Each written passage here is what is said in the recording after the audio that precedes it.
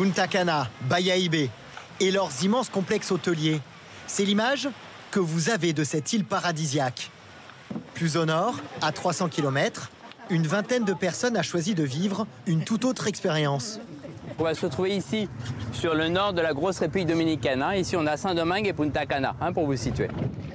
Nous sommes dans le parc de Los Haitises, surnommé la baie d'Along dominicaine. Ce sont ces paysages sauvages plus authentiques que sont venus découvrir Josiane et son mari. Il y a une richesse incroyable. Je pense qu'il faut sortir un peu en dehors des sentiers battus pour vraiment voir et apprendre à connaître la République dominicaine. En tout cas, nous, on est tombés amoureux. Ça. Dans ce parc, ils vont découvrir la mangrove. Observer des oiseaux, comme les frégates, les pélicans. Et dans l'eau, les dauphins. Ces sorties sont organisées par Nicolas, guide français, installé sur l'île depuis 18 ans. C'est des paysages qu'on peut voir que dans 3 ou 4 endroits dans le monde, je pense. Et donc, on ne se croirait pas en République dominicaine, on dirait vraiment qu'on est au Vietnam aujourd'hui. À 1 heure de bateau de ce parc protégé, un autre spectacle. Une baleine et son baleineau viennent migrer dans les eaux chaudes de la mer des Caraïbes, de la mi-janvier à fin mars. Si elles viennent ici, c'est que désormais le pays a décidé de sanctuariser 30% de ces zones maritimes. Éponges de mer, raies léopards ou encore poissons tropicaux. Dans ces eaux, le tourisme et la pêche sont désormais limités. Les tortues se nourrissent dans un récif en bonne santé.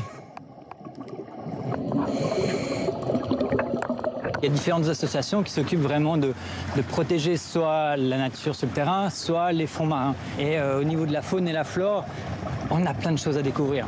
Et de plus en plus, on voit des espèces qui reviennent. Et ça, c'est vraiment intéressant. En traversant la capitale Saint-Domingue, nous sommes intrigués par cet immense parc au milieu des grandes artères. Du ciel, nous observons ces formations géologiques. Ce sont des cénotes. Le lieu est surtout fréquenté par les Dominicains, en quête de fraîcheur. C'est assez intime, on va dire, insolite de Santo Domingo. Pour moi, c'est vraiment un endroit qui permet de surprendre aussi les voyageurs. Pour Célia, il y a encore plus surprenant. Il faut reprendre la route, puis marcher au milieu de la forêt. Caché sous les arbres, un autre cénote, El Chicho, où cette fois, il est possible de se baigner.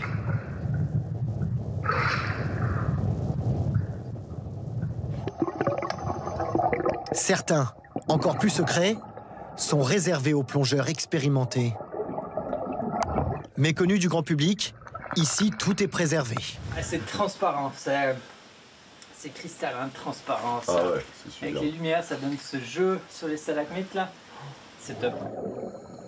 Les grottes de Padre Nuestro, les chutes de Socoa, un littoral sauvage sont des joyaux encore bien cachés et préservés du tourisme de masse dans cette île des Caraïbes.